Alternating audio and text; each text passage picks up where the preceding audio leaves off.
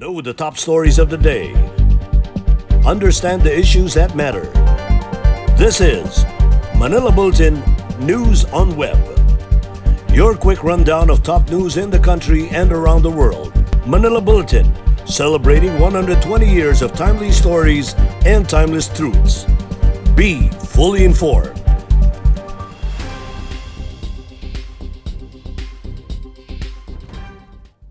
Hi, I'm Barbie Atienza. This is MB Now, and here are your news on web.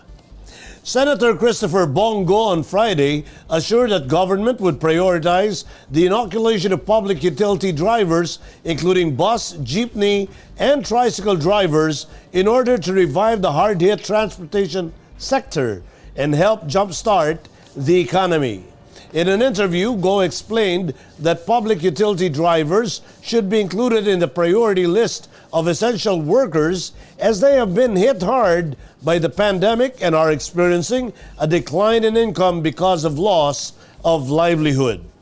The national government aims to vaccinate 50 to 70 million Filipinos in order to achieve population or herd immunity against the coronavirus this year. Go acknowledged that while the government is doing its best, much work still needs to be done, especially with regard to raising awareness and public confidence in the vaccination plan. Local government units ought to launch immediate inspections of ice and cold storage plants in their respective areas following the ammonia gas leaks in Navotas and Batangas province. Today, the Eco Waste Coalition made this call, highlighting the harm that the chemical can pose to the populace in case of accidents. Ammonia, particularly anhydrous ammonia, is a common refrigerant used in commercial and industrial facilities such as those involved in ice making, dairy products manufacturing, and cold storage. According to material safety data sheets, exposure to ammonia, a colorless, corrosive, and highly irritating gas with suffocating smell, can irritate or burn the nose, throat, and respiratory tract, eyes, and skin, and cause dizziness and nausea among victims. Exposure to a high concentration of ammonia can be fatal. On February 3, an ammonia gas leak from an ice plant in Davao City led to the death of 2 workers, the hospitalization of close to 100 people, and the evacuation of some 3,000 nearby residents. A leakage from an ice plant in Lian, Batangas on the same day caused the plants at an adjacent creek to wither and the fish to die.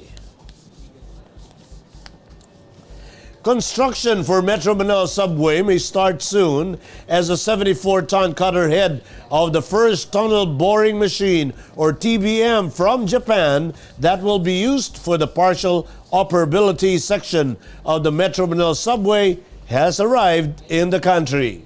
The Department of Transportation unveiled today the cutter head, which is the largest and most substantial part of the first TBM, named Kaunlaran, that will break, cut, and grind rocks and soil by rotating its 36-piece disc cutter. According to DOTR, the arrival of the cutter head signals the continuous arrival of the other TBM equipment and materials in the country for assembly, which means work on the country's first underground railway system may start soon. The fleet of 25 TBMs will excavate 7.4 million cubic meters of soil from Valenzuela to Parañaque, which is equivalent to 2,500 Olympic-size swimming pools. DOTR said a mandatory operational test will be conducted before the lowering and main drive underground, which is expected to be done in the third quarter of this year. The Metro Manila subway is the first underground railway system in the country that will provide the most modern mass transportation in the National Capital Region from Valenzuela City to Bicutan, Parañaque, and Naiya Terminal 3 in Pasay, and will further stretch across north and south zones of the greater Manila area. Local tourists may now include Baguio City to their travel options this Love Month as the city reopens its borders to visitors despite being under a stricter community quarantine status.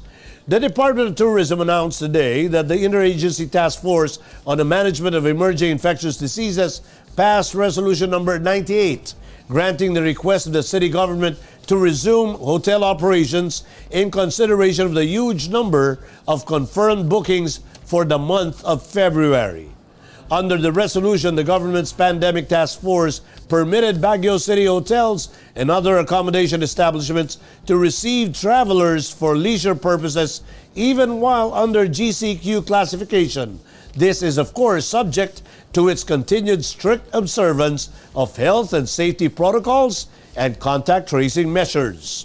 According to Tourism Secretary Bernadette Puyat, Baguio City was specifically granted the authority in recognition of its institutionalized protocols on registration, requiring all to have a Visita account, easy contact tracing of visitors using QR-coded tourist pass system, and strict triage procedures upon arrival.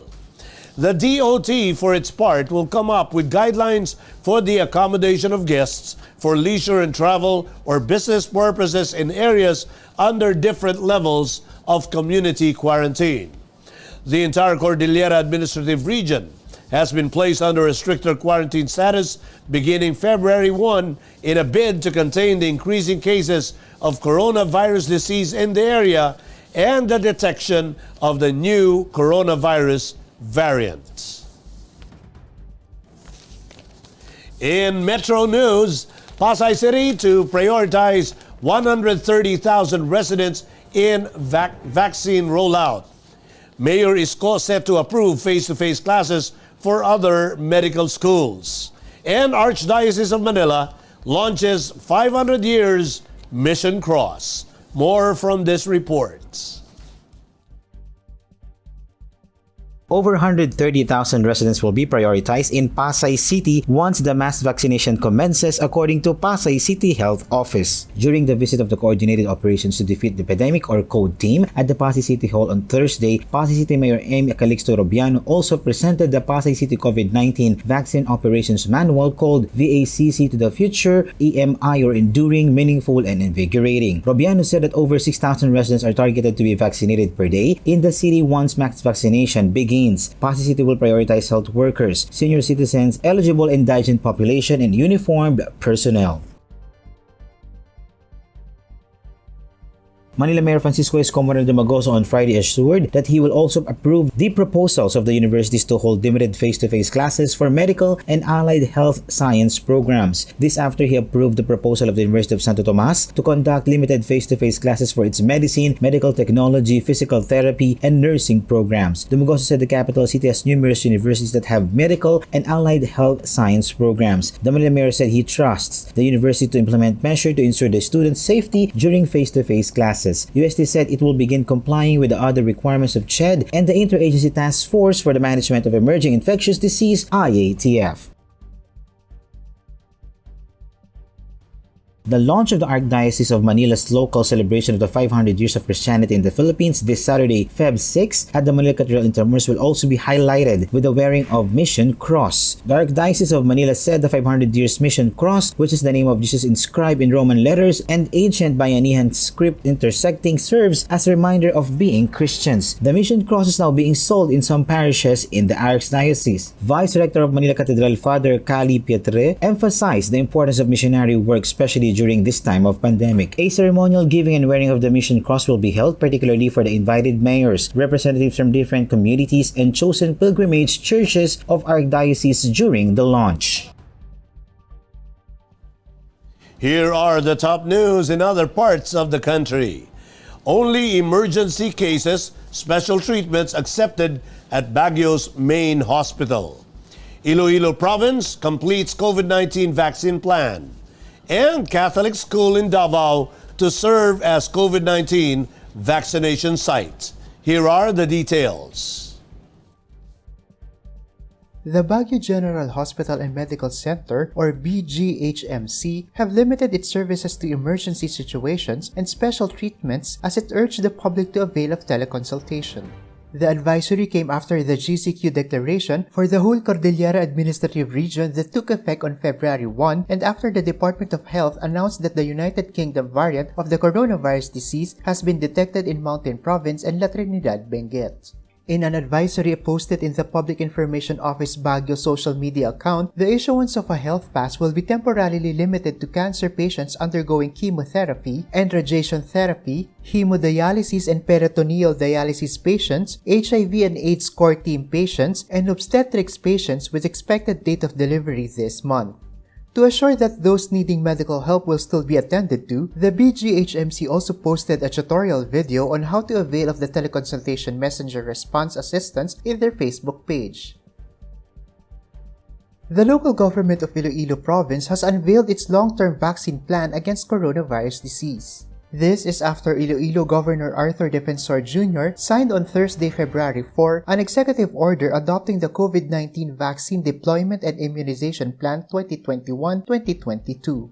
The vaccine plan has outlined key aspects of the program, including prioritization of who gets to be vaccinated, cold storage facilities for the vaccine once it arrives, vaccination sites, human resources, and other logistical requirements. The provincial government will acquire an initial 271,000 doses of AstraZeneca vaccines. A Catholic university in Davao City will be used as a coronavirus disease vaccination site. Davao Archbishop Romulo G. Valles said the University of the Immaculate Conception has recently agreed with the Department of Health to serve as a vaccination center. The Bahada campus gym of the university will be repurposed as the city government works to administer the vaccine en masse. For almost a year now, the university has been home to the nurses of the Southern Philippine Medical Center who are particularly attending to COVID-19 patients. The Catholic Bishops' Conference of the Philippines has earlier offered church facilities to serve as vaccination hubs ahead of the arrival of COVID-19 vaccines in the country. In world news, Biden ramps up U.S. refugee admissions to 125,000 per year. French government will not impose a new COVID lockdown as country situation improves. And spectacular snowshoe art seeks to beat COVID-19 doldrums in Canada. Let's watch this. President Joe Biden announced his intention to massively increase the cap on annual refugee admission to the United States, which fell to a historical low under Donald Trump. In line with the campaign promise, Biden on Thursday said he would set at 125,000 the cap on admission as part of the country's refugee resettlement program, against the current 15,000. The executive order will take effect for the first full fiscal year of the Biden-Harris administration, which begins October 1. Biden's announcement earned swift praise from UN High Commissioner for Refugees Filippo Grandi, who said it would send a compelling message to other countries to follow suit. The United States has an extensive history of welcoming refugees and is one of the world's largest resettlement nations.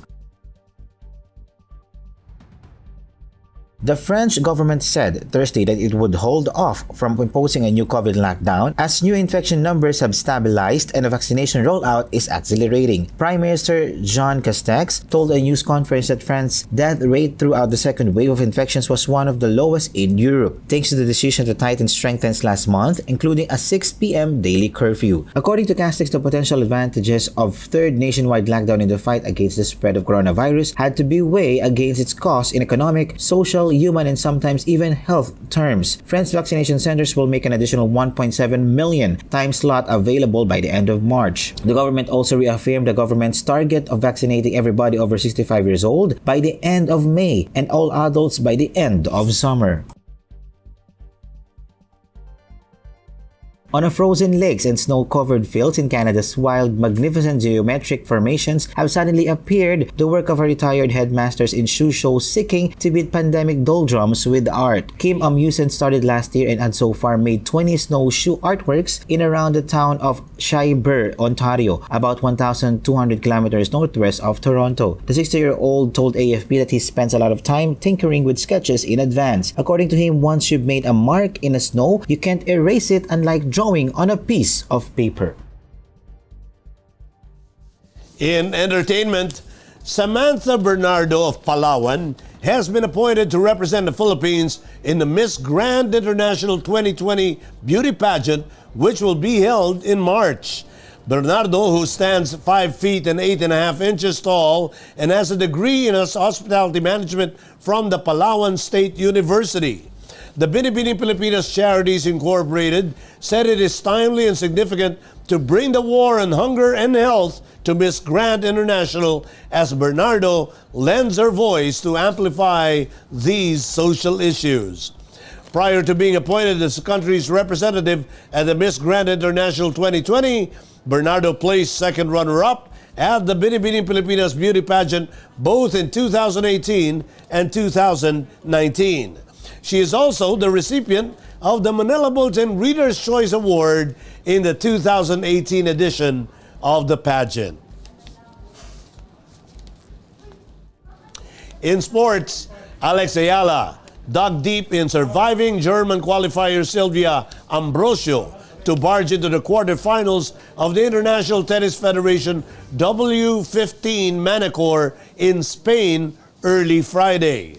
The 15-year-old Philippine junior bet endured a close opening frame duel and recovered from a second set stumble to best Ambrosio in 2 hours and 48 minutes. The victory not only inched her closer to a second pro title, but also set up a quarters date with Russian Oksana Selekmeteva. Interestingly, the 18-year-old Selekmeteva is a fellow junior reserve in this $15,000 tournament with a current Women's Tennis Association ranking of number 611 compared to Eala's number 942. The quarterfinals will take place tonight at 7:30 p.m. And those are the news on web today, February 5, 2021. For more news and details, get your copy of Manila Bulletin newspaper tomorrow or log on to www.mb.com.ph. Or you may also subscribe to our newsletter through the link on this video's caption to have the day's latest news delivered to your inbox. I am Barbie Atienza for Manila Bulletin. Join us again on Monday. This has been MB Now. Be fully informed.